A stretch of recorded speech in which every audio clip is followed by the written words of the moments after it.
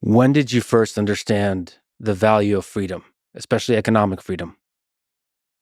Well, actually, I came to understand the ideas of freedom. As an economic growth specialist back in the years of 2013 to 2014, I could see that per capita GDP statistics over the last 2,000 years of the Christian era essentially looked like a hockey stick, indicating that per capita GDP remained almost constant until around 1800, after which it accelerated sharply.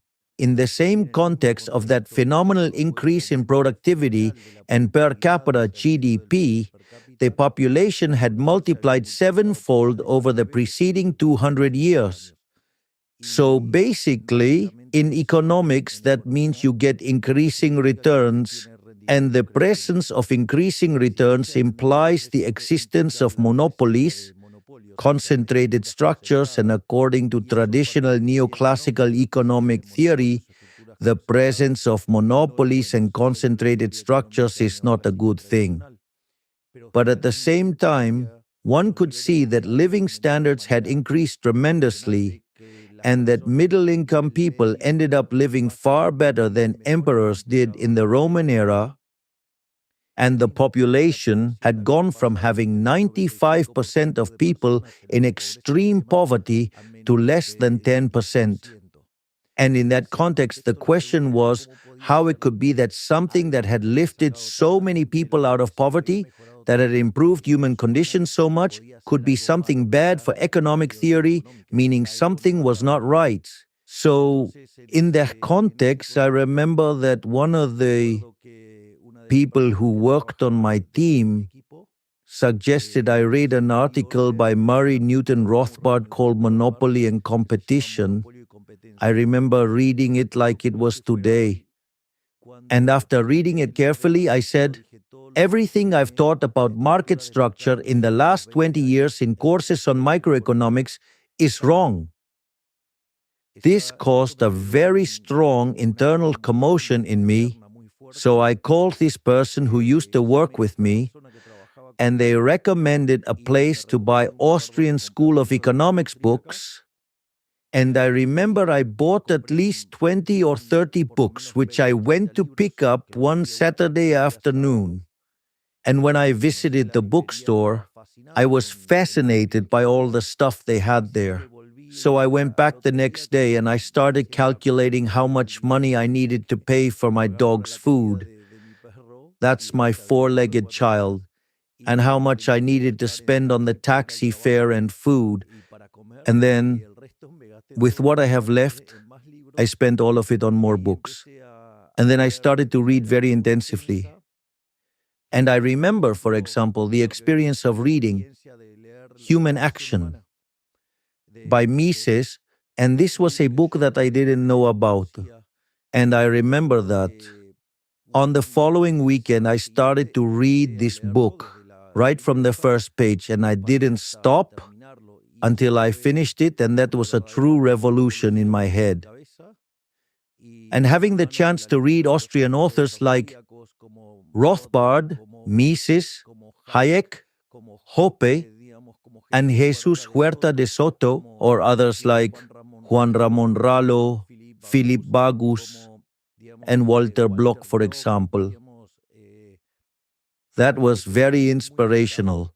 And at one point, I got the opportunity to read related to the works of Alberto Venegas Linchijo, and I also had the pleasure and honor to meet him. And today, we are actually friends. So that paved the way for me to approach the ideas of freedom. And another book that was a very significant influence and impact on me was The Principles of Political Economics by Menger. It was truly eye-opening. Or let's say, for reading Eugen von Böhm-Bawerk, these were things that really challenged all of my form of thinking. I had a vague idea and poor about the Austrian school. The only thing I had read about the Austrian school until then had been Money and Time, a very good book by Garrison, but now that I understand a little bit more about Austrian economics, I know that it was rather poor. This doesn't mean that the book isn't good, but there were a whole lot of things to read that ended up being truly fascinating. So from that, what is now today, and maybe you can talk about the evolution, is your philosophy, economics philosophy. You've described yourself as an anarcho-capitalist, market anarchist, libertarian. That's the ideal. And then maybe in practice and reality, you've said that you're more of a minarchist. So lay it all out. What's your economics philosophy today? Strictly speaking, I am an anarcho capitalist. I despise the state government, I despise violence. Let us suppose we take the definition of liberalism. I usually use the definition of liberalism given by Alberto Venegas Linchijo, which is very much in line with the definition of John Locke, which essentially matches the definition by Alberto Venegas Lynch Jr., who said that liberalism is the unrestricted respect for the life project of others based on the principle of non-aggression and in defense of the right to life, liberty, and property. So I frame all of the discussions within those terms, and the fact is that when you get to that notion, I would dare say that you become an anarcho-capitalist de facto. And what that describes, it is an idea which represents my ideal world. I mean, that is the ideal world. Now, real life poses a whole lot of restraints, and some of those you can lift, and those restrictions and others you can't. So, in real life, I am a minarchist. I advocate for minimizing state size. I try to remove as many regulations as possible. In fact, that is what I used to say during my campaign, and let's say that is what I'm now carrying out. We have just carried out the largest structural reform in Argentine history. It is a structural reform that is 8 times larger than Menem's, which had been the largest structural reform in history. And we did that with 15% of the representatives and 10% of the senators. Furthermore, we have a deregulation ministry where basically every day we eliminate between 1 and 5 regulations. On the other hand, we have 3,200 additional structural reforms pending, to the point that the day we finish all these reforms, we will be the freest country on the planet, with the consequences they have in terms of well-being. Think about this. When Ireland started market reforms just over 40 years ago, it was the poorest country in Europe. Today, its GDP per capita is 50% higher than that of the United States. So, I have a current situation, and what I am constantly looking for, whether from my academic works and my outreach notes and books, is the world we have today. That every day we are closer, that every day we gain more freedom, because there are some very interesting things here. First, I would like to quote Milton Friedman. There is a moment when they do an interview with Milton Friedman and they ask him about liberals, and then he says that there are 3 types of liberals. There are the classical liberals, where, for example, Adam Smith or Milton Friedman himself could fit. Some say that Hayek could fit into that category. For me, Hayek is a minarchist. Then you have the minarchists where you could clearly find in that place, Mises, Hayek. One could find in philosophical terms Nozick and basically Ayn Rand. And at one point, Milton Friedman, based on his own son, he says, but if you look closely, there are some who are anarchists. Let's say, probably from my point of view, the person who has been the greatest inspiration in my life is essentially Murray Newton Rothbard. So therefore, there are 2 dimensions. One is where I want to go, and the topic is where I stand. So the most important thing is to try each day to advance further toward that ideal of anarcho-capitalism. In that sense, sometimes we face strong and harsh criticism regarding that ideal vision. I think that's the nirvana fallacy. If you compare yourself against paradise, everything is horrible and miserable, but you don't live in paradise. You live on earth. Basically, what you need to understand is something called the state conditions. Let's suppose that you don't like rectangular tables, you prefer circular tables. Now, the reality is, I have only a few hours until I go and catch my flight, and the table is rectangular. You like a circular table, a round one, but there isn't one. What you have is a rectangular table. So either we do the interview here or we just can't do it. So what do? You adapt to the current conditions. This is what there is. Now, so then you have some restrictions that you can change and others that you cannot. The idea is to modify all the ones that can be changed in the short term and start working on those that can be modified in the medium or long term. For example, if you really like round tables, perhaps the next interview we may do at a round table, we're going to try and solve it. But today it's something that we couldn't possibly solve. So that's basically the idea, right? Let's say it's about understanding that some restrictions you can't change, others you can, and there are institutional restrictions too. There are many anarcho-capitalists who are dedicated to criticizing, and incredibly, they do so with more violence towards liberals, and many of them actually criticize me, which truly make no sense because it is precisely the nirvana fallacy. But the reality is that, look, in Argentina, for example, the most popular sport is soccer. When you go to watch an Argentina match, it is beautiful. The stands are full and they're all painted with sky blue and white colors. There is a lot of joy. People sing songs that are very fun, that are very distinctive. It's very much part of Argentine folklore, so to speak. But you see, that beautiful show is external.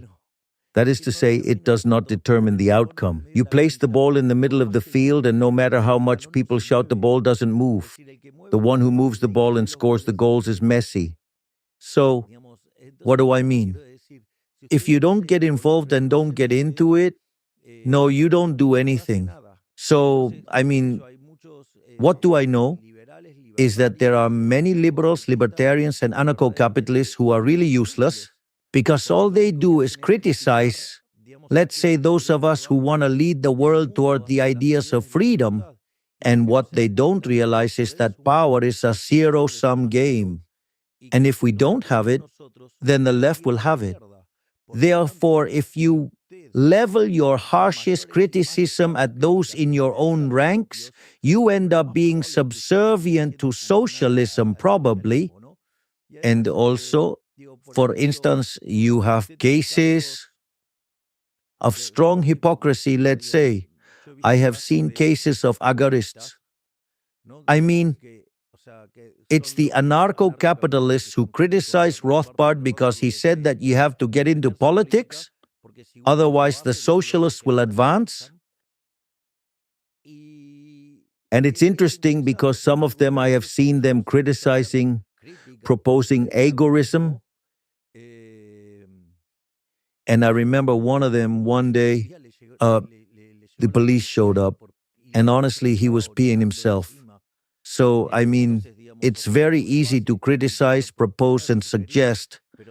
But if he was truly such an agonist, he should have been willing to endure going to jail. However, when it was time to face the consequences of the idea he was promoting, he froze, wet his pants, and ended up, let's say, accepting all the restrictions because clearly it was better to be out of jail than in jail. But in doing so, he sold out his ideas. So it seems to me that no, not taking into account the restrictions of the situation only serves to be functional to socialism because all it does is strike against one's own. So you became president 11 months ago. Can you again describe some of the actions you took? For example, you cut half the number of government ministries, layoffs, removed price controls. It would be interesting to lay out the first steps and what's next. If you allow me, I will first give you a description of the situation we received, and based on that, I will tell you each of the things we did. When we first took office, basically what we found was that in the first week of December, inflation was rising at a rate of 1% per day, which means 3,700% annually. In the first half of December, it had accelerated to 7,500% annually. When you look at wholesale inflation in December of last year, it was 54%, which if annualized would equate to an inflation rate of 17,000% per year. And in addition, Argentina, for the previous 10 years, had not been growing, with a drop in GDP per capita of approximately 15%. And the reality was that nearly 50% were living in poverty. Now, later I will get deeper into that discussion. And the reality is that we had a fiscal deficit which amounted to 15% of GDP. 5 points were in the Treasury, 10 points were in the central bank, which was endogenous monetary issuance. And the reality is that we also had interest-bearing liabilities at the central bank equivalent to 4 monetary bases, maturing in one day, meaning we could have quintupled the amount of money in one day. We had peso-denominated maturities amounting to the equivalent of $90 billion. The central bank had negative net currency foreign reserves, minus $12 billion. We had commercial debts in the central bank equivalent to $50 billion. There were company dividends held back amounting to $10 billion. Therefore, if we had instantly opened up, you see, I say we are liberal libertarians, we are not liberal fools. That's what some anarchist liberals suggested, meaning that we basically open everything on the first day. So in that context, of course, if we had done that, we would have encountered hyperinflation. Therefore, that would have led to the number of poor people being around 95%, and by December, the Peronist Party would have organized supermarkets lootings and would have done all sorts of things and would have probably been ousted. And by the first part of the year, the Peronists would have gone back to office. So to us, it was crucial to end fiscal deficit. One of the things we promised during the campaign had been to reduce the number of ministries, and indeed we reduced to less than half the number of ministries because we went to 9 ministries, today we have 8. We have also laid off a large number of civil employees. Today I can say that we have already dismissed about 50,000 of them. And we practically don't renew any contracts unless the positions are absolutely necessary. At the same time, we have stopped public works and we have eliminated discretionary transfers to the provinces. We have also diluted public sector wages. Also, we have eliminated economic subsidies by restoring utility rates to the right levels. And and in that, let's say in this context, We achieved fiscal balance as far as the Treasury is concerned. This is very important because in the last 123 years, Argentina had a deficit for 113 of them, and in the 10 years it did not have a deficit because it was not paying the debt. So that was absolutely false. And they told us it would be impossible to do that. We had planned to do so within a year. And they said it wasn't possible to adjust by more than 1 percentage point. And we achieved fiscal balance in the month of January, that is the first month of administration. At the same time, we also cut social plans linked to intermediation. This is very important because we knew we were going to make a very tough adjustment, and we knew that this was going to have a cost in social terms. And we knew that we had to offer support during the first month, the first quarter and second quarter in office. One of the things we did was to eliminate what are known as poverty managers, that is, intermediaries. Basically, people have a card through which they receive assistance, but it happens that they had to provide a counter service, and that counter service was verified by a group called the Piqueteros. So, in that context, when they were going to sign, the counter service took away half of the money. So, by removing that payoff, they stopped extorting them, stopped stealing their money, and with the same amount of money, they received double the resources. And of course, we also provided an additional boost. So, let's say that this is related to the 5 adjustment points in the Treasury. Now what happens? As we began to achieve fiscal balance and no longer needed to issue money to finance ourselves, and as we also met interest payments and some capital repayments, one of the things that happened is that the debt market began to be recreated. So we were able to take debt out of the central bank and transfer it to the Treasury, where it should have always been. And that meant an adjustment of approximately 10% of GDP. Everyone said this would be impossible and couldn't be fixed. Essentially, what we did was implement a fiscal adjustment at the central bank amounting to 10% of GDP. So if you ask me, it's clear that we have not only made the biggest fiscal adjustment in the history of humanity, because we made a fiscal adjustment of 15 points of the GDP, but also most of that went back to the people as less seigniorage, as a lower inflation rate. It's true that we temporarily raised the country tax, but we lowered it in September, and now in December we're going to eliminate it. Today, for example, we also announced that in December we are eliminating import taxes. In fact, in that regard, what you have is that we return to the people 13.5 points of GDP, because the real tax burden is the size of the state. So, while back in December we were discussing hyperinflation, today we are discussing 30-year loans. In other words, all those resources that the national government used to take are now back in the private sector.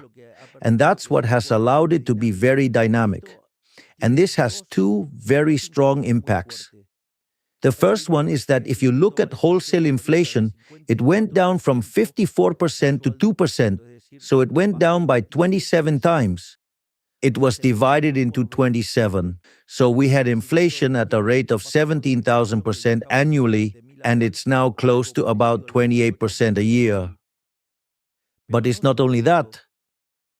You could consider consumer inflation. The latest consumer inflation rate was 2.7%. Now it happens that we, essentially due to a matter that is related to the central bank's balance sheets, and also due to the debt stocks, we still have controls in place and we are eliminating restrictions day by day. Now, the interesting thing is that we have a 2% monthly devaluation standard, and there's international inflation, of course, which means that you then have to subtract 2.5 points from the inflation observed by the consumer. This indicates that inflation in Argentina The true inflation, not the induced one, but the actual monetary inflation, is 0.2% per month. At 0.2% per month, this equates to 2.4% annually. What I'm saying is, the original discussion was about whether inflation could reach 17,000%. Now we are bringing inflation down to levels of 2.5% annually, and that is amazing. And we achieve this by considering a number of factors. The first one is that we did not experience a previous hyperinflation, which would have simplified the process of implementing a stabilization program. Typically, when hyperinflation occurs, monetary assets are diluted, leading to a natural restoration of demand. And besides, we did not resort to any expropriation. For example, before the convertibility plan, which was the most successful program in Argentina's history, Argentina experienced two instances of hyperinflation. During Alfonsin's administration, inflation reached 5,000%, and under Menem, it was 1,200%. Additionally, there was the Bonex plan, under which debt was exchanged on a compulsory basis. In other words, what we did instead was clean up the central bank balance sheet. So with that, we cleaned up the central bank's balance sheet. We cleared a loss of $45 billion, all voluntarily. And the most amazing thing is that we did it in just 6 months. And at the same time, we have not controlled prices, nor have we fixed the exchange rate. And this is very important.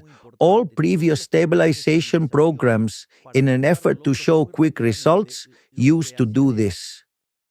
What they would do is, before announcing the plan, they would adjust the rates, and once the rates were adjusted, they would launch the plan.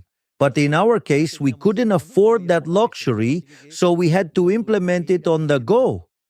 And also over the past few months, that is to say, companies brought in rates that covered only about 10%, whereas today they cover 80%, so you get the picture. Just imagine the adjustment we are making, and in that sense, it is also incredible what we have achieved, because if we were to work with the inflation we have in our country today, considering the exchange rate situation, the figures are even better than during the convertibility program, which was the most successful economic program in Argentina's history. And in fact, there is an article called Passing the Buck, which is by Gerardo de la Paulera Bozzoli and Irigoyen, that demonstrates that Menem's first government was the best government in history. And basically, it argues two things in the success of the stabilization of the convertibility program. So if you take a closer look, when you examine it carefully, when you account for all these factors, our disinflation process is actually much more genuine. And not only that, it's also much deeper. We restored freedoms to Argentinians while simultaneously implementing a structural reform 8 times larger. And we accomplished this with 15% of the representatives, 10% of the senators, and within the first 6 months of government. In other words, our deregulation agenda continues daily, and we still have 3,200 structural reforms pending. This will ultimately make Argentina the freest country in the world. Moreover, to have a sense of magnitude, the reforms that we already have made with the Executive Order 7023 and with the basis law, we have actually jumped 90 places in terms of economic freedom. What this means is that today, Argentina has institutions similar to those of Germany, France, Italy, and we obviously want this to continue. And let's say we are going to surpass, no doubt, the levels of economic freedom that Ireland reached in its best moment. And not only that, we're going to exceed the levels of economic freedom of Australia, New Zealand, and Switzerland. We are undoubtedly going to be the freest country in the world. And this means that thanks to what we've done today, we are on a path that allows us to multiply our per capita GDP by 2.5 times when you apply the relevant correction.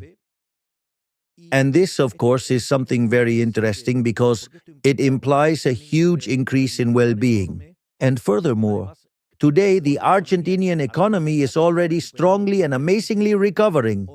And we can say, analysts' hypotheses were suggesting that next year we would be growing between 5 and 6%. Today, JP Morgan has now corrected, or let's say revised the projections upwards. And besides, when we normalized the price situation, the true poverty rate came up and it was 57% in January. Today it is at 46%, meaning we lowered poverty by 11 percentage points. Let's say, it seems truly like a miracle. And not only that, but actually not a single job was lost in the process. When it comes to all of this inflation reduction process, people said that our economy and economic activity would collapse. And actually, when you look at the deseasonalized data, you see that in August there was a recovery that took us back to December levels. That means that in the year we made the largest fiscal adjustment in the history of humanity. We will end up with less inflation, fewer poor people, better real wages, and additionally a GDP higher than what we started with. And if you look at it in dollars, I can assure you that the numbers are phenomenal. Because basically today the dollar is below the levels we had when we took office. So the reality is that, and all of this, when you take my popularity levels and the government's acceptance levels, today they are above the moment we assumed office. If you know that the moment of maximum popularity is when you take office. Therefore, this means that far from resting on our laurels with this, we're going for more reforms. We're going to deepen the reforms, and I tell you, we won't stop until Argentina is the freest country in the world. Furthermore, a recent work by an Argentinian economist named Juan Pablo Nicolini was presented at the central bank's monetary meetings, and he works at the Federal Reserve. And it's interesting because he shows that only on the basis of what we have done in fiscal matters, it ensures that in the span of 10 years, we can double the GDP per capita, meaning that Argentina could grow at rates of 7% annually, which is very much, and that has strong consequences in terms of improving quality of life, reducing poverty, reducing indigence. Therefore, if during the worst moment our image didn't suffer and we stayed strong in our ideas, now that everything is working much better, why should we change? On the contrary, we are ready to redouble the bet, to redouble our efforts because we've done things that no one else has done. I will give you an example. There's something that seems trivial, but there's what's called the single paper ballot. Argentina used to vote with huge ballots, which were above all, very costly, and that reform, let's say it wasn't done because it always harmed the ruling party. So everyone talked about going to the single paper ballot, but no one did it when they were in power. They didn't want to implement it because they preferred to commit fraud or use some kind of trickery to avoid applying that rule that makes the election more competitive. Well, what's interesting, we sent that law and it was approved. What's more, now we are finishing with the open, simultaneous and mandatory primaries because it was a mechanism by which politics was also stealing. We are eliminating the financing of political parties. If you look, we have reduced the fiscal pressure by 15 points to the Argentinians. We are restoring freedoms with a deep set of structural and regulatory reforms. That is, I think that any sensible liberal could perceive we are already delivering a wonderful government. In fact, it's the best government in the history of Argentina. If the best had been that of Menem, we've already outpaced him. Maybe you can explain to me the metrics of poverty and unemployment. As you said, unemployment went down, real unemployment went down, real poverty went down. But even that aside, what have been the most painful impacts of these radical reforms? And how many of them are required in the short term to have a big positive impact in the long term? Let's take it step by step, all right? That is, we started to do things right, therefore we did not create poverty. The poverty was an inherited poverty. The point is that what we did was to reveal it. I'll try to explain it with an example that I think clarifies what's happening in Argentina. Argentina was an economy that had a total price controls. It had a fiscal deficit which was financed through money printing. Just for you, to give you an idea, in the last year, Argentina financed 13 points of the gross domestic product with money printing. In other words, a real disaster. So that situation provoked this artificially demand and puts pressure on prices. The issue is that price controls are applied additionally over the prices that they enter the price index with which inflation was, I'm not saying they were lying about it, it was distorted. And since Argentina measures poverty and indigence by income line, then what happens? That distorted the true levels of poverty, of course. But that's not the only effect. I mean, let's say the real poverty levels were higher, quite a bit higher than those shown by the previous government, which showed them at 41% and also did so on a 6-monthly basis. So if you, let's say, have a growing trend, they are actually leaving you a bomb and you don't see it. Because let's say basically the indicator was measured with a delayed form. But not only that, imagine that you are also given, you are in the middle of an island, alone, and they give you $1 million. What can you do with that? You cannot do anything because you cannot buy anything. It's the same as if someone tells you that the price of glasses is $10, but when you want to buy it, it's not available. Actually, there's a joke told by an Argentinian professor named Juan Carlos de Pablo, who says that a man goes to a bazaar and asks for a vase. Then he says to him, "Well, I want that vase. How much would you charge me?" Then he says, $5,000. Oh, okay, $5,000, but why $5,000 if across the street it's 1,000? He says, well, go buy it across the street for 1,000. Ah, there's none for 1,000. Well, then here, when there's more, it'll also cost 1,000. In other words, prices at which they are available. So what happens? When you are faced with that situation, the supermarket shelves were empty. So what was the point of having a price at which you couldn't buy anything? You left those prices, the shelves were empty, so the statistics showed that you were much better. But the reality is you couldn't buy anything. You couldn't make it happen. So if you left the situation as it was, people were going to starve because they couldn't buy anything. Yes, they had a certain amount of money that could supposedly buy certain goods, but those goods were not available. What is the only thing you can do to save people? Make the prices transparent and allow products to reappear. Well, when you make the prices transparent, you also make transparent the cost of the basic food basket and the total basic basket, meaning the poverty line, the indigence line and the poverty line respectively. And when you do that, clearly you will see a jump in poverty. That brought poverty up to 57%. Now, Argentina found its activity floor in the month of April. From that moment, Argentina began to invent a cyclical recovery. Real wages have been growing every month above inflation. Therefore, nominal wages are beating inflation. In fact, we are already at levels similar to those we had in November. The same goes for pensions. Moreover, also let's say there is a rebound in activity due to the recovery of the stock cycle. Therefore, this is also contributing to more and better paid jobs. In fact, this is so strong and evident that the wages growing the most are in the informal sector. This means that poverty and extreme poverty are decreasing much faster than we imagined. But not only that, by eliminating inflation, you remove the inflationary tax.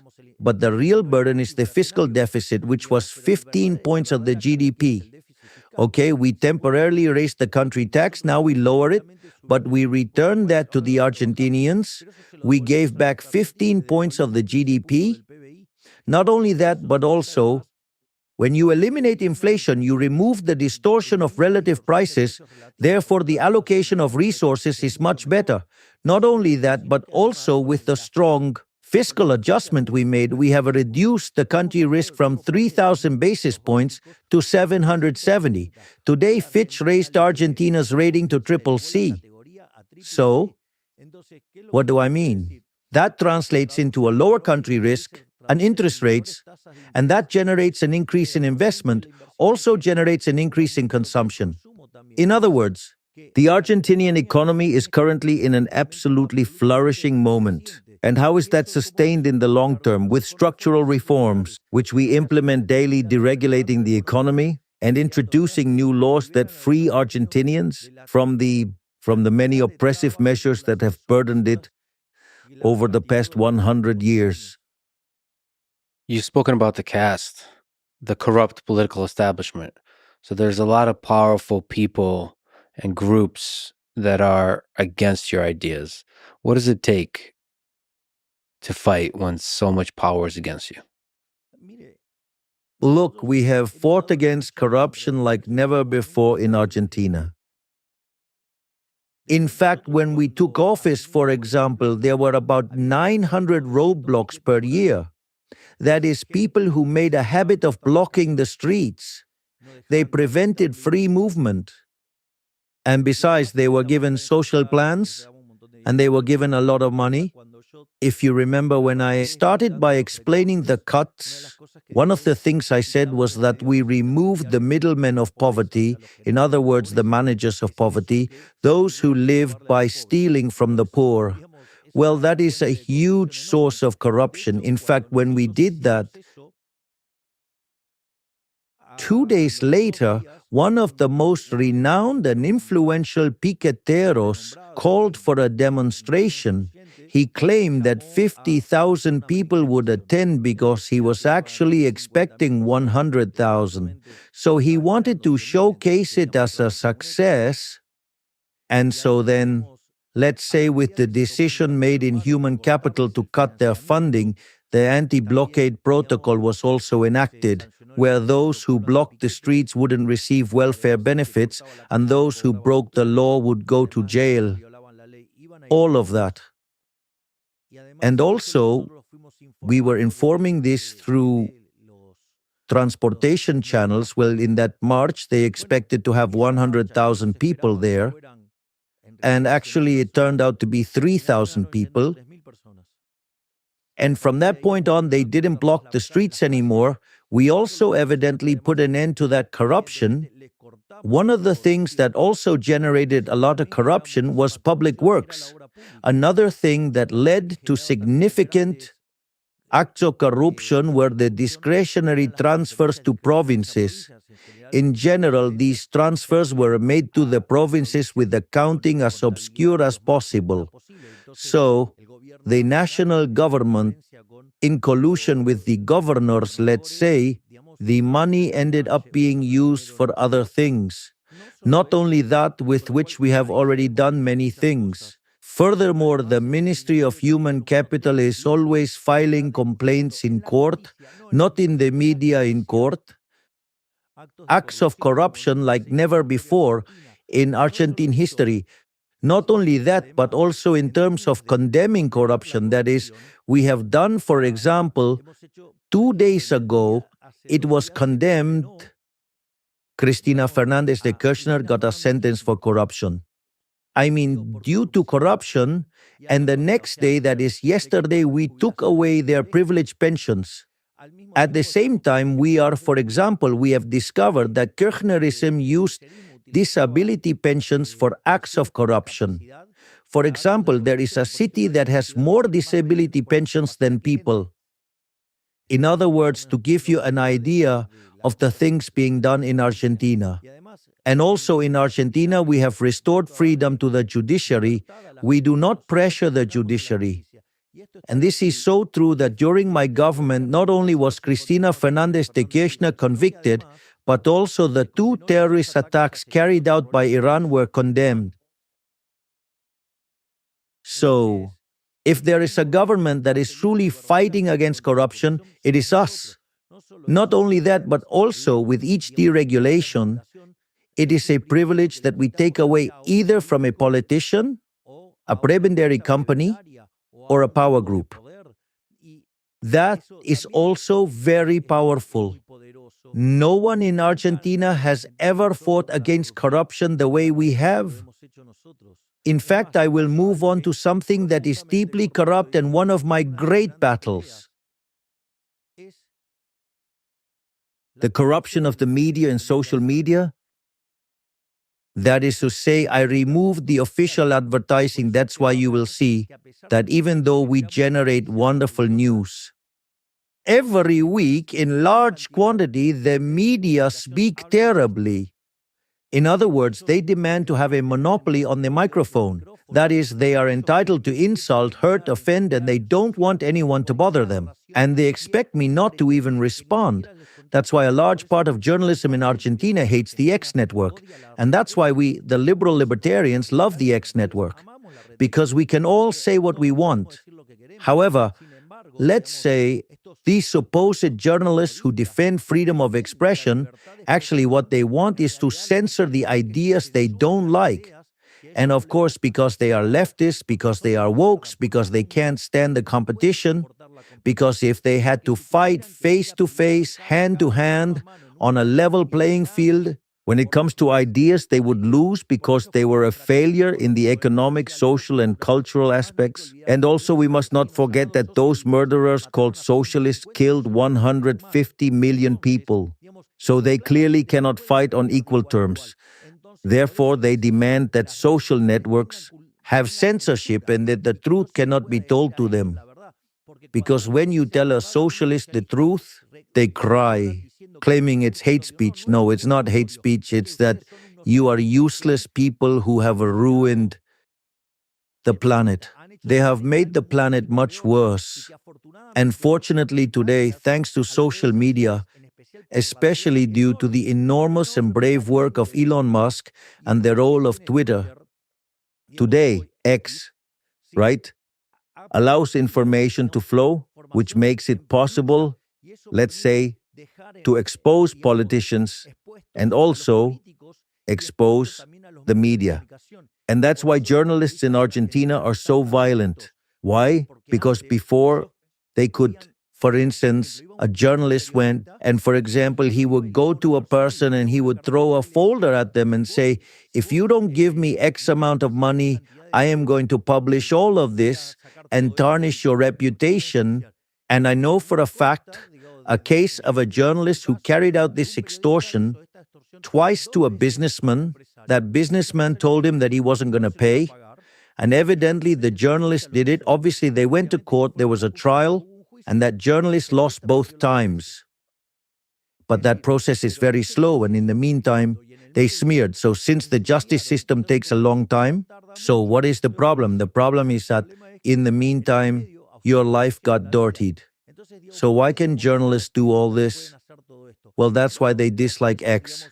They dislike social media. They dislike the new form of communication because it took away their monopoly over the microphone. And by taking away the monopoly over the microphone, it removed the economic benefits of extortion. So clearly, that's another battle I'm fighting. You read a newspaper in Argentina, and 85% of what you read is a lie. That is to say, the fundamental characteristic of most journalists, not all, but the vast majority of journalists in Argentina, with some honorable exceptions, is that they are liars, slanderers, and defamers. And if the monopoly they demand were still in place, that they want to reign again, I have no doubt that they would demand money in exchange for silence, because that's what they are. They are extortionists, they are thieves, they are corrupt. And then, of course, obviously, when you take away a privilege from a sector, they get upset. Well, welcome to freedom. So you're not only fighting for economic freedom, you're fighting for freedom of speech. Exactly. I fight for freedom in all aspects of life. That is to say, one of the things that seems most interesting to me is that when the Berlin Wall fell, it's true that officially fell in the year 1989, but the reality is that the wall or socialism fell in the year 1961 when they had to build the wall. I mean, they built it because people were leaving communist Germany for capitalist Germany. They realized that those on the Western side were much better off. And of course, to prevent people from leaving. They put, what a wonderful system, right? So, I mean, they had to trap people, they couldn't let them go. I mean, these are such wonderful ideas that they had to apply them at gunpoint. It's no coincidence that they killed 150 million human beings. So, what happened then? The official fall of the wall in the year 1989 made it clear that socialism had failed. In that context, the socialists, they moved the discussion of class struggle in economics and took it to other areas. So, for example, socialism, or what is of the 21st century, or cultural Marxism or post-Marxism, whatever definition you want, is to take class struggle to different aspects of life. For example, one of the aspects of life where you, let's say, have this is in gender ideology. I mean, it's incredible because the first ones to defend equality before the law were the liberals. The first to defend women's rights were the liberals. Jeremy Bentham, in the year 1750, was the first to demand equality before the law for women. I mean, the cause of equality, equality before the law for women, and equality of rights, the first ones who advocated for this were the liberals, did you know? However, what does the left do? They just go on to radicalize it. And then it moves to what is called female chauvinism. Female chauvinism is, let's say, the fight against males. And then, I mean, how do they do it? They do it by assigning rights. But when you assign a right, someone has to pay for it. And that has consequences. And in general, let's say, this always happens. The consequences are that the results are worse than what you had before. I mean, in any state intervention, the subsequent result is often worse than what you originally had. So that's one thing. And not only that, but the other side of this is the environmental agenda, which sets man against nature, involving all aspects of environmentalism and everything related to climate change. In other words, they can't stand any serious discussion. Therefore, all environmental policies are nothing more than an excuse to collect taxes, so that a group of parasitic bureaucrats can live at the expense of others and finance sinister ideas, where the most sinister idea of all is that there is no room for everyone on planet Earth. That is, an idea that failed with Malthus at the beginning of the 19th century, a murderous idea that was also applied by the Egyptians against the Jews, and this is famously recorded in the book of Shemot or Exodus. Or, for example, another thing is Black Lives Matter. That is, black people against white people, or indigenous people against the established communities. Or, I mean, everything related to LGBT agendas. Definitely, these are some of the ways in which, socialism extended the class struggle into other aspects of society, creating divisions and fostering deceit with the sole purpose of absorbing taxes. I mean, what was the Ministry of Women in Argentina doing? Did it manage to reduce a single femicide? No, none at all. The number of femicides exploded just the same. In fact, the most feminist president in Argentine history, Mr. Alberto Fernandez, used to beat his wife. That is such a strange feminist. I mean, so within the ranks of feminists, let's say, you will essentially find the largest number of rapists and women beaters. And it's quite interesting what they do. Their hypocrisy is truly striking. It's not just about that, though. I mean, the battle is on three fronts. You have the economic front, which is free enterprise capitalism. Then we have the political level. Currently, the system that the world has designed is a republican liberal democracy with checks and balances. And I mean, at the cultural battle level, notice that socialism has been very successful in the cultural battle. It has been very successful politically because it was able to translate that political battle in winning many elections. But why is it falling apart? Why? Because it produces misery, and because the economic system is a disaster, so people eventually realize that it is making things worse for them. Liberal libertarians are very good when it comes to economics. Yes. And those good economic results can actually lead, well, to the generation of solid political processes. But what happened? The liberals neglected the cultural battle. Much of the blame was placed on Fukuyama when he said this is the end of history. No, it was not the end of history because the following year, in 1990, the socialists gathered at the Sao Paulo Forum and, based on the ideas of Gramsci, designed a strategy to infiltrate the media, culture, and education, which ended up changing the entire discourse. And they established that what they said was politically correct, and that any idea outside of it was to be considered reactionary and had to be censored or even persecuted. And they claimed to be the ones defending freedom, even though they were the ones persecuting people. It's the same with journalists who get upset with Twitter. They say they defend freedom but can't stand it when those who think differently speak. Is that freedom? Yes, for them, but not for those who think differently. That's not freedom, that's fascism. Then, what do we say?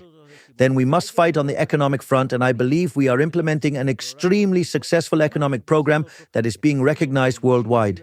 In fact, the other night, the president-elect, Donald Trump, indeed gave recognition for the achievements we are having in Argentina and the speed at which we have done it. At the same time, you have to fight the political battle because, well, soccer matches are not won by shouting from the stands, they are won by playing on the field. But that alone is not enough because you have to, let's say, you need to convey to society the values of capitalism, the free market, what liberalism is, the value of freedom, right? And when you succeed in that, then we will indeed be able to advance steadily. If you don't fight the cultural battle, what happened in Chile will happen to you. They had economic success. It was, let's say, sustained over time, but at some point it collapsed. Why did it collapse? Because they hadn't fought the cultural battle. Then socialism, little by little, took control of institutions in education and the media. So, they took over the media and culture, and on that basis, they attacked and broke up the system. And then they found themselves with increasing doses of socialism, and the only thing socialism generates is poverty. Therefore, what you must keep in mind is that you have to fight the battles on all fronts. And if you don't keep that in mind, I can tell you, are headed towards collapse. Like you said, in this fight against corruption, you're challenging some very powerful people, a powerful establishment. Are you ever afraid for your life? Potential assassinations? No. Tell me, what good is it to live life, I mean, in slavery? Look, there is a song by a Spanish singer called Nino Bravo. Just to be clear, he has already left this earth, so we can say he has passed on to the beyond. The song is called Libre. And the song, it tells the story of Peter Fecha, an 18-year-old boy, who, when the separation was made, and I mean, the construction of the Berlin Wall begins. His family ends up on the western side and he accidentally ends up on the eastern side. And for a whole year, he plans his escape to the western side, right? And in that context, when he tries to escape, he gets murdered. So, really, what is the point of life if it's not in freedom, right? I mean, what is the point of living without fighting for your values? If I am willing to give my life for my values, then what is the point of living without freedom? Look, can I tell you something interesting that happened to me here in the United States? Let's say, back in the year 1998, I came to the United States to take a series of courses to improve my English, which I never use in formal terms because as president, as you can imagine, if I make a mistake, I can create a serious situation. Fortunately, I have an interpreter who is a superstar. And if I make a mistake even in Spanish, he corrects me in the version of the other language. And so back then, in that year, I went to San Francisco and I visited Alcatraz. You're young, but I mean, the visit was an audio tour. You got a Walkman, and you would choose the different tracks and listen to the story. The most interesting thing is that the Alcatraz tour ended in the recreation yard, where the basketball court, exercise areas, and all recreational facilities were located. So anyone would have thought that this was the best part of Alcatraz. And yet, what they said in the guide was that that was the hardest part for the inmates. Why? Because, I mean, that recreation area in particular is built in front of the San Francisco Bay. So the inmates could all see how San Francisco continued to build up and evolve and develop every day. While they were locked up in there, they couldn't take part in that. They were confined in that prison. And that made them fully aware of the value of freedom. So, in my experience, for me, the fight for freedom is relentless, okay? I mean, my greatest hero in all of human history is Moses. The feat of Moses is like one person alone with his brother, Aaron, both confronting the combined forces of the United States, China, and Russia together. And it was Moses who said to Ramses, "Let my people go." Well, Ramses resisted, and the forces of heaven ran him over. But what I mean is, I don't see any other possible way to live other than with freedom. And I would always fight for full freedom, and I would be at the forefront of this cause. I mean, it's a cause that I'm going to die with my boots on. I mean, I'm not going to make do with living any other way other than with freedom. I will fight everything I'm going to fight as much as it takes. At least that's the way I feel. So, what good is it to be alive if you're confined? What good is it to be alive if you're not free? It's no good. What good was it for Peter Fetcher to be alive in communist Germany? Well, at least he had a moment of happiness while he tried to escape. Another guy who fights for freedom of speech in this case, is your new friend, Elon Musk. What do you admire and what have you learned from your interactions with Elon? I have a huge admiration for Elon Musk. He is an absolutely unconventional person. He's a great fighter for the ideas of freedom. What he has done on Twitter, now known as X, and how he is helping the world nowadays to wake up once and for all and become aware of the socialist virus, the woke virus. That in itself makes him a hero in the history of humanity. But it's not just that.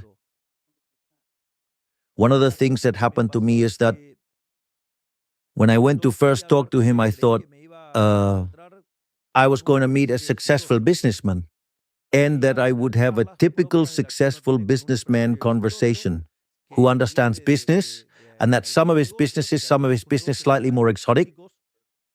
But that's the kind of talk you would expect to have. And business people are truly admirable, right? Because they are true benefactors of society. But they're usually very much focused on their own business. And one of the things that really, really shocked me when I met Elon Musk, we had scheduled a meeting for no more than 50 minutes.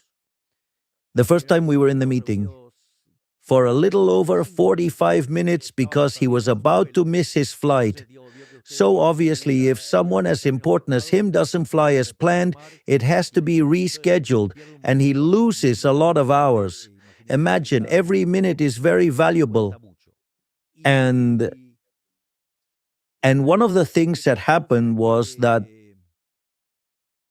basically, he brought up the topic of demography, and we started discussing demographics and growth. I never imagined that I would end up discussing demographics and growth with him, you know?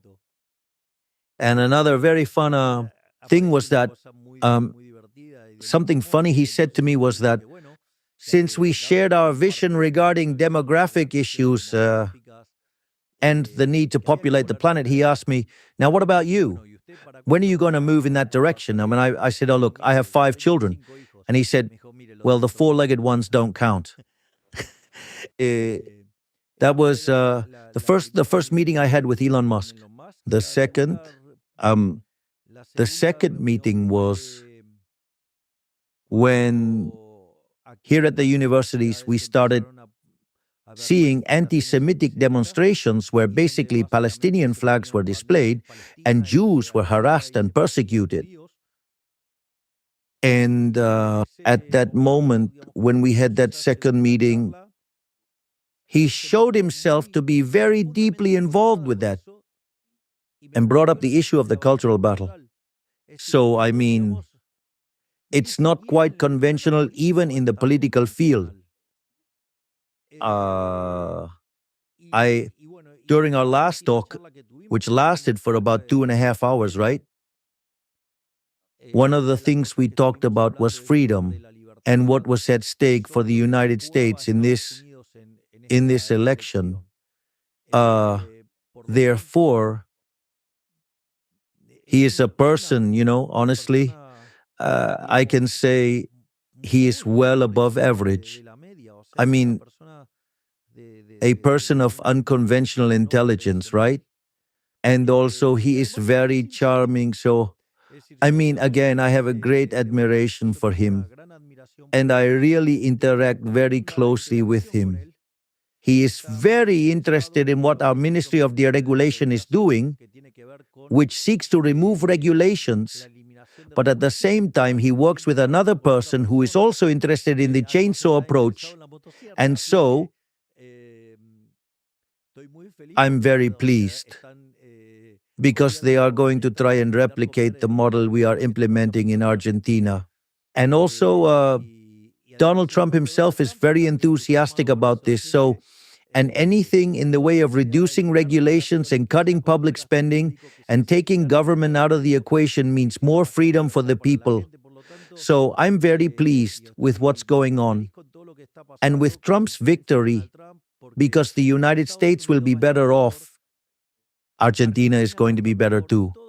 And the whole world is going to be better off. Today, the world is a much better place than it was just a few days ago. Like you said, Elon and Vivek Ramaswamy are heading the DOGE, Department of Government Efficiency. So from your experience this year as president of Argentina and every chainsaw economic policies that you've implemented, what advice would you give to Elon and Vivek about how to do it in the United States? Just cut to the chase Cut to the chase. Simple as that. I'll tell you a story and you're going to love it. Currently in Argentina, due to the political balance we've achieved, we have had certain powers delegated from Congress to the executive branch, and therefore we can resolve it by decree. The deregulation minister, Federico Sturzenegger, in his ministry, shows a counter that displays in front of everyone there. He displays the number of days, all right? During which the delegated powers will continue to be valid. Therefore, he has a whole deregulation division, also a public spending cut division, and government structure reduction division, and he also has an elite corps that's cleaning up all of the laws that hinder the economic system and progress. And every day, he removes between 1 and 5 economic restrictions. So, my advice would be for them to go all the way, to push it to the very limit. And do not give up. Do not let down their guard. Furthermore, that agenda does not have political purpose, because at the end of the day, you are removing privileges. Of course, there will be people complaining, but those are people. These are people who are losing privileges, so they will have to explain to society why they are keeping those privileges. And that is quite uncomfortable. You've spoken with Donald Trump. Allegedly, he called you his favorite president. What did you discuss? And maybe, again, what do you admire about President Trump? And what do you learn from him? There are several things that I admire about President Trump. The first is that he probably, I think he's provided ample proof of this in his first presidency. He understands the nature of the cultural battle. He has openly confronted socialism. His speeches openly target socialism. He perfectly understands the woke virus. And that is, of great value, because it means understanding what it's all about. Another thing I truly admire about him is his courage. In fact, thankfully, thank goodness he didn't get assassinated or killed. But it was by a small chance occurrence that could have killed him, just because he moved at the right moment. And yet that didn't intimidate him, and he went on. And in fact, during his first campaign, and in this one as well, in the second one and third one, they criticized him, insulted him, offended him, said awful things about him, made up all sorts of horrible stories about him. In that respect, I can say I deeply relate, because probably no one in our history has had such a negative campaign from all the media like they did to me. But let's say they were quite similar. This is why it's so interesting, and I was so deeply moved when last night I also got to meet Sylvester Stallone, because Sylvester Stallone talks about, well, how important is that no matter how hard they hit you and keep on hitting you all the time, despite all that, you keep going on and on and on. What I'm trying to say is that so many of Sylvester Stallone's approaches are truly inspirational, don't you think? So imagine I'm about to give the speech and I see Sylvester Stallone, and Sylvester Stallone knows me. It was truly insane. I had to pinch myself. I mean, this can't be true. And besides, well, the people were wonderful with me last night. They've been wonderful today. I've taken hundreds of selfies. I mean, it's truly been, I would say, it's been my break, let me say, after almost a year in office and having to face all sorts of media torture because the journalists who have vested interests and are corrupt are professional torturers. Yes, because they invade your personal life, your family, and your privacy. Let me tell you something to show you the kind of garbage the media in Argentina can do. They sent 3 drones to spy on me at my presidential residence. To spy on me. Do you think that's right? No. Exactly.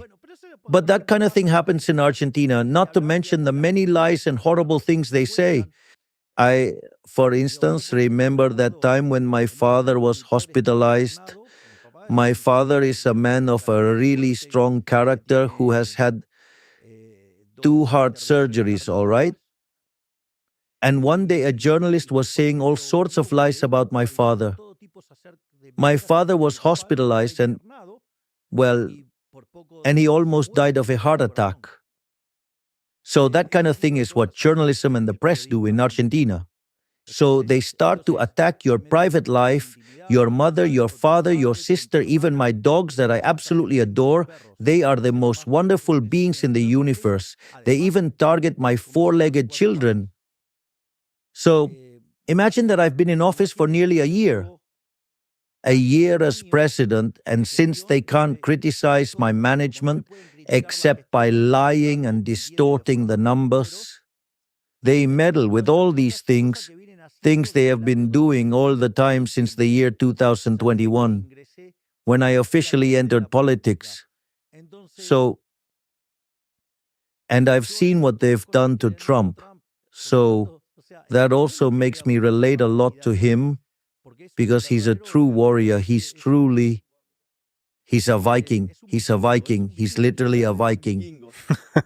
I mean, he is someone I admire for how he has kept fighting in the face of adversity, even against all odds, and still he managed to win. Amazing. And and that's why I can relate that much. And I've also seen how he's been unfairly criticized, like when he was accused of protectionism or when he wanted to discuss some matters within the context of public debate regarding the design of monetary policy as regards the Fed. And basically, they have accused him of things. I mean, isn't he entitled to give an opinion as a president? I mean, any citizen could give their opinion, even more so a president. Why is it important to you that Argentina has a close relationship with the United States? Well, to us, that is truly important, okay? You know, because we've decided to be geopolitical allies of the United States ever since our campaign, that our allies, we have decided that our allies will be the United States and Israel, because they basically represent the ideas of the Western world, they represent the free world. That is to say, what we would call today, let's say, a liberal democracy, okay, by confronting the autocrats. And in that sense, that is the geopolitical alignment. Moreover, in our campaign, we were very, very clear on 3 main points. One, the economic pillar. We talked about cutting public spending, and I would make my appearances with a chainsaw. We talked about economic freedom, deregulation, that is, and I talked about a competition of currencies. And people, obviously were interested in the dollar. So it was obvious that the economic policy was clear. All right? And not only was it clear, but we are also fulfilling it. That is the first point. Second was our policy on security, the idea being to fight crime, relentlessly, as well as security. No mercy, right? And in fact, in Argentina, there are no more roadblocks, which they said were impossible to end. Not only that, we have strengthened the security forces and also our armed forces, and we are waging a tough battle against drug trafficking and narco-terrorism. Therefore, we are also strongly fulfilling that. Notice that these 2 points, which were the main concerns, they were the biggest concerns of Argentinians when we took office, are now in 5th and 6th place. Today, the problem for Argentinians is corruption, whether there is unemployment, if there is poverty, but they don't mention inflation and insecurity anymore. And besides, a third point that I made clear was that I would align with the United States and Israel internationally. And, at my campaign rallies, there would be groups that would come along with flags of Israel. So it's clear that our international policy approach was always very clear. And this is something I state during my speeches when I talk about the values of the West and the civilization of the West. In fact, yesterday, and even more so today, during my speeches, I talked about how the different Greek groups or tribes got together to confront the Persians. That is to say, it seemed that from that time 500 years before Christ until today, that struggle continues, right? Um, but well, so of course, we're all in. We are betting on the United States becoming, once again, a leader in the West. We needed someone to come back to make America great again. And that as part of that process, being a commercial ally is also a great idea. So we would really like to move forward and deepen our trade ties and our investment ties. And well, we would also like to be part of the NATO as well. Do you think it's still possible? One of the radical ideas you had as you were running for president was to dollarize the Argentine economy. Do you think that's still a good idea? Are you still thinking about that? Let's see, let's break it down. Let's say if you review all my statements, I talk about currency competition. I'm not strictly talking about dollarization. I'm talking about currency competition and eliminating the central bank. If people later decide to embrace the dollar, that is their choice. Ultimately, in the model I propose, what happens is the formation of a currency basket tailored to the needs of individuals. But I won't avoid the discussion. Today there is currency competition. If, for instance, today in Argentina you want to make transactions in any currency, you can do it, and it's allowed. Today there is currency competition. The other thing we talk about is the concept of, let's suppose we were discussing dollarization, we talk about endogenous dollarization. The first point is that you need to clean up the central bank. We had to deal with the issue of the CIRA. That is the central bank's commercial debt, which was $50 billion. We still have to resolve the dividend problem of $10 billion.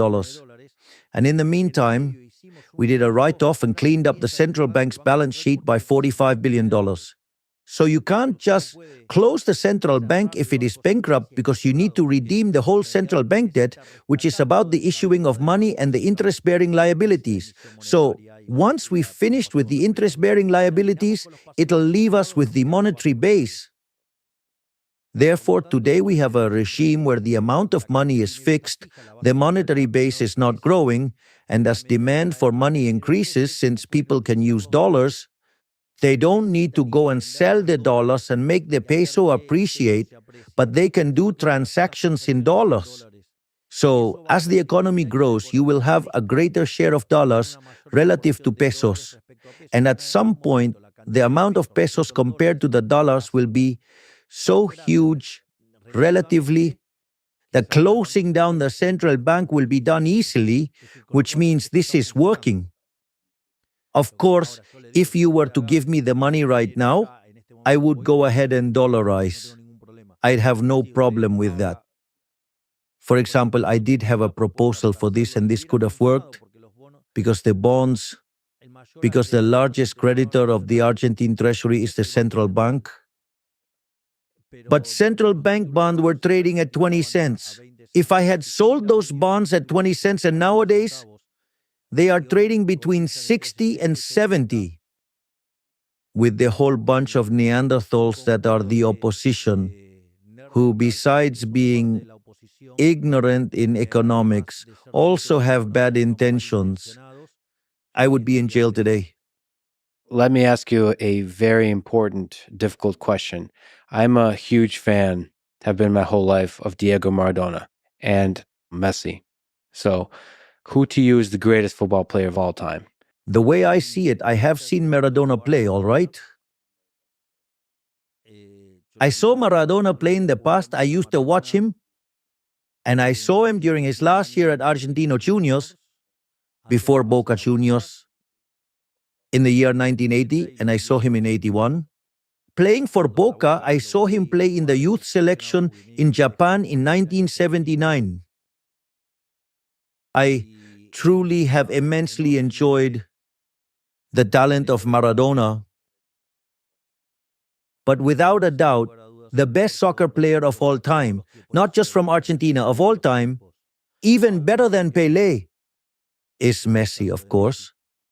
There is an article which is quite old already now, titled Messi is Impossible. And it looks at all of the positions a soccer player plays in. That is, all positions a soccer player can play in from midfield forward, okay? And the most incredible thing is that Messi is the best in each of those positions. You can be the best in one or two positions. You see, Cristiano Ronaldo, for example, was very good in two areas of the game, so much so that he was almost like Messi, but he didn't take part in the rest. However, Messi is the best one in all respects, but at that time, of course. Nowadays, he is an older player, right? And and I'm not sure whether he can still keep that performance on all fronts, but honestly, I have never in my life seen a player like Messi.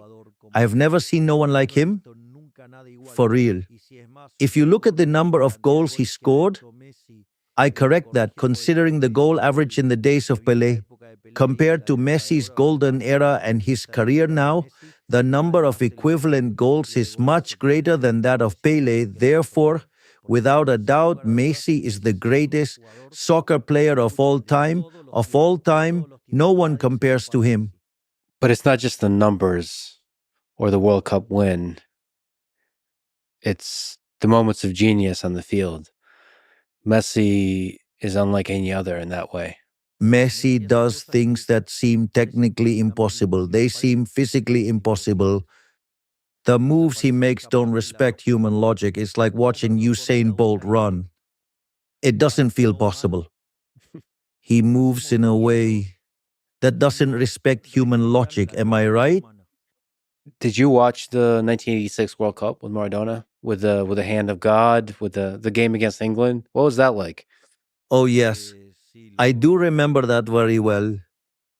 Uh, we watched it in the home of my godfather and saw how he did his gambit and dodged the team, the England team, that was truly, it was absolutely, absolutely indescribable. There's no way to put it into words. It's as if I asked you to describe for me the love you have for your partner. You can't do that, right? I mean, it's something wonderful. You can't describe it, you cannot put it into words. There are things where words, I mean, you know, just seem to fail, am I right?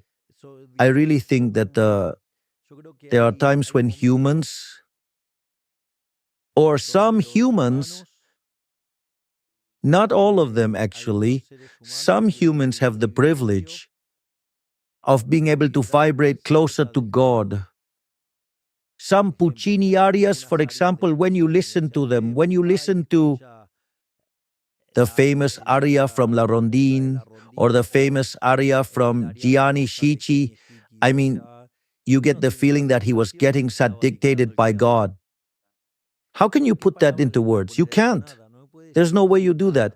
I mean, those moments where we humans are, that we have the privilege, I say it as human beings, right? Because, I mean, I'm speaking from that perspective, okay? I say this only as an admirer. Some human beings have the ability to vibrate so close to God that you can't describe it, you can only enjoy it. This is why in Judaism they don't use the name of God, of the Creator, because how could you put in words something like that? And I believe those are times when us humans connect closer to the Creator and create things. Unique things, you cannot describe them. There are no words to describe that. The only thing you can do is enjoy it and be thankful that you can witness it. You were a great footballer yourself in your youth. You were a goalkeeper. Many people would say that's the toughest and the most important position in football. Maybe you could speak about that experience and in general, what's harder, being a goalkeeper or a president? Lovely question. Well, indeed, I used to be a goalkeeper, but I'm not so sure about whether I was any good. But, uh, but the experience of having been a goalkeeper is very valuable. First, the goalkeeper is the only player that can use their hands in a certain sector of the pitch, in the area. The other thing is that he's also the only player who dresses differently, right? Moreover, their training is a solitary one. And the most important, I mean, it is the very climax, the goal, right? When the goal is called by their team, everyone is celebrating on the other side and the goalkeeper is on his own. And at the same time, he is the one who suffers the most when a goal is scored because he gets the direct impact. In fact, when the goalkeeper makes a mistake, it's an own goal. Imagine a teammate scores a wonderful goal like the one Maradona did. It's marvelous. And that's just one goal. And imagine the goalkeeper picks up the ball and then if they bring it into the area wrongly, it's like two goals. It's a complete lack of proportion. So, therefore, and this, in my opinion, makes goalkeepers have a very strong temperament, right? They are used to being alone, and power is precisely that. Because when you make decisions, you are on your own. And not just that, but also when you have a responsibility, like that of a president, when you make a decision, it has an impact on millions of people. So just like goalkeepers, if you make a mistake and score an own goal, and in this context, it's negative consequences for millions of people. Therefore, that has been part of the university of life that has given me the tools to be president today. That is my training in economics, my training in liberalism, having been a goalkeeper and also having had a very tough childhood. How hard is it? What's been the personal toll of carrying the hope of a nation on your shoulders? Well, being defamed, insulted, and attacked every single day. But, uh, but again, there's no point in life if it's not with freedom. So, like Sylvester Stallone once said, the secret to life is to carry on in spite of the blows you get, the punches you take. And fortunately, we have been able to carry on in spite of the blows, both coming at us from in front and from behind our backs, because it'd have been more honest if we had been attacked directly. But well, in Argentina, politics and the mass media, they do love to attack behind your back. What role has God played in your life? And who is God? Well, faith, I'd say, has been a very fundamental element, you know? And especially in recent times, during which I've become actively involved, particularly in the teachings of Judaism and in the study of the Torah. Uh, this has given me a huge, let's say, a huge background to face the many adversities which I've encountered and had to overcome in the last few years. And as to who God is, He's the creator, the maker. I call Him the One. What is a better guide for humanity, the invisible hand of the market or the hand of God? They're perfectly in sync. Well enough. Again, going back to your youth, you were a lead singer in a rock band. Who's the greatest rock star of all time? Okay. Well, the way I see it, the most amazing rock singer in history of mankind was definitely Elvis Presley. And my favorite band is the Rolling Stones. So I also greatly admire Mick Jagger, you know, and I still have this dream of getting to meet him in person. How fun would it be to play together with the Stones? That would be a big, big dream.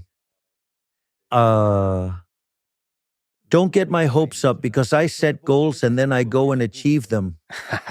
Well, I'm close friends with the band that opens for the Stones, so I would love to see this happen. Oh, well, that would be great. Or we could also watch the whole concert from the stage. I mean, I can't keep ruining the Rolling Stones' music. I already had a tribute band and did quite a lot of damage to their music. How much of your rock star roots define your approach to politics, to life? Do you see yourself as a kind of showman in part? Of course, absolutely. My idea is that when you attend one of our events, it feels like going to a Rolling Stones concert. In fact, in one of my most recent performances at Luna Park, I even had the pleasure of singing in front of 10,000 people. It's on YouTube. No, sorry, not on YouTube. It's on my Instagram feed. At that event, I sang a song called Panic Show, and the song starts by saying, "Hi, everybody. I am the lion." Your intensity and passion have earned you the nickname El Loco, the madman. Do you think some madness is necessary to challenge the powerful establishment? Well, maybe it's a matter of perspective, right? It could be the other way around, that everyone else is crazy by living in a way contrary to the ideas of freedom. And so maybe the sane person who wants to fix that is then considered a madman. Anyway, the nickname doesn't bother me at all. In fact, I even enjoy it because I've been called like that since I was 10 years old. So it's not something that particularly bothers me, because it's a nickname that, well, it has been used for many years. But actually, if I present to you the case of San Martin, when he said he was going to cross the Andes to liberate not only Argentina, not only our country, but also Chile and Peru, and people called him crazy. Imagine if you had tried and spoken with, I don't know, with Michelangelo, you would have called him crazy too. Or if you had talked to, I don't know, hundreds of people who have changed the world, surely they would have thought that Einstein was crazy and so on. The list would be infinite. So, what is the difference between a madman and a genius? Success. Let me ask you about the market.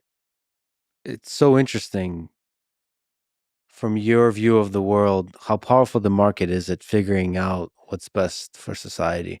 Why do you think the market works so well as a guide for humanity? one must first understand what the market is. Simply put, the market is a process of voluntary exchange where individuals cooperate through the transfer of property rights, in which private property is upheld. This is the system that drives the allocation of resources. In essence, socialism, and this is what Mises condemns in his book Socialism, shows is that without private property, prices cease to exist, and therefore resources are diverted. Why don't you think it's the same to make a road of asphalt or gold? Why not make it of gold? Because you have an understanding of economic calculation, you have an idea of prices in your mind. So, in this context, if there is no private property, there are no prices, and as a result, the free market capitalism, is the best mechanism ever developed by humankind for resource allocation. This also implies that markets must be free from state intervention, because when the state intervenes, it creates interference. And markets need to allow free entry and exit, what we call competition. However, it's better to understand competition in the sense described by Israel Kirzner, one of the foremost figures of the Austrian school, or in the neoclassical framework as William Baumol understood it, which was the concept of free entry and exit in so-called contestable markets. And also, let's talk about what pertains to the division of labor and social cooperation. The most wonderful thing about capitalism is that you can only be successful by serving others with better quality goods at a better price. If you are successful in the free market capitalism, you are a hero, you are a social benefactor, you are a prosperity machine. So the better you do, the better you do, the better it is for society. This is very important. I remember when I had my first meeting with Elon Musk, and this made me admire him greatly. And this is something my sister commented on too. Elon Musk told me something he does every day. He wakes up every morning thinking about what problem he could fix for humanity. That's amazing. Of course, what is the counterpart? Being successful. Therefore, in that sense, and moreover, in my view, on how the system works, on how the market works, market failures do not exist. That is to say, that is a problem. All right? A problem for neoclassical economies because of the mathematical tools they've used to develop economic analysis, but actually, it's not a real issue in everyday life. It's a problem in the minds of economists. In fact, my latest book, called Capitalism, Socialism, and the Neoclassical Trap, deals precisely with this issue. Yeah, you've outlined these ideas in Capitalism, Socialism, and the Neoclassical Trap. So the trap is that there's no such thing as a middle ground. It's either capitalism or socialism, and every middle ground ends up in a state of socialism. Well, actually, that is what Mises said. He said that there are only two systems, free enterprise capitalism and socialism. And he also pointed out, and this is proven in Hayek's book, The Road to Serfdom, that any middle ground solution is unstable in terms of capitalism, meaning it tends towards socialism. So when you implement an intervention, it causes government failure, which then triggers further intervention, setting up a trap that results in more and more intervention. And in this context, the neoclassicals, with their market failure theory, are in fact dealing with problems that are fundamentally mathematical. Rather than making the world a better place, they have, if you will, been instrumental in increasing the levels of intervention. Let me tell you something. Well, I have an economist as chairman of the President's Advisory Council. Dr. Damien Radel, who studied here at Harvard University and completed his PhD, was mentored by Kenneth Rogoff, the American economist. And Rogoff has said that Dr. Radel was his best student. Nowadays, we're actually working with Dr. Radel specifically on all these issues that arise from, you know, the interventions uh, proposed by the mainstream, such as the so-called correction of market failures. And a few days ago, he conducted a survey of search algorithms and policy recommendations, and that resulted in a map painted from red to blue. And, well, the redder it was, the more it was linked to socialism. There was an intermediate thing that was yellow, and blue was free market ideas. And one of the things he discovered as part of that graph or chart was that the largest number of policy recommendations, scandalously, are actually left-leaning. So that is the empirical evidence of what I pointed out in the book, Capitalism, Socialism, and the Neoclassical Trap. You mentioned your four-legged children. What have you learned about life from your dogs? Well, from my four-legged children, I have learned unconditional love. In fact, well, my name in Hebrew means loyal friend, faithful friend, and on the Chinese horoscope, I am dog. And if there's one thing that defines me is loyalty, being decent. And those virtues, you can find them in those wonderful beings that dogs are who love unconditionally. In fact, they are superior beings, right? Spiritually speaking, in my case, because I don't forget or forgive those who have harmed me. That is to say, all those who have insulted, defamed me, and criticized me. I remember each one of them, but I don't have the greatness needed to forgive them. On the topic of loyalty in politics, I'm sure there's been a lot of people, some people, who have betrayed you. Does that hurt your heart? It depends. Because you sometimes think that you can expect some people to be loyal, and if they betray you, of course, that hurts. But some people, you actually don't expect anything from them, so if there's betrayal, I mean, you won't be annoyed or feel bad because you owe it to someone who didn't share your values. But politics does have that, Sometimes, many of the people you may come across don't have the values you advocate for, but it's cost-benefit. You need to let the ship sail on, right? Or would you rather let it sink? That's not my case. I fight until the end. There are traitors, but that's part of politics. And that's not my line. But of course, they do exist. There are a lot of people who admire your revolutionary spirit. What advice would you give them? Maybe young people, on how to live a life like yours and have an impact on the world like you have begun to do. I didn't do this thinking about having an impact on the world.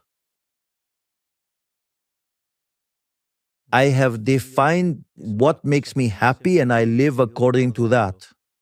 I live consistently by that. And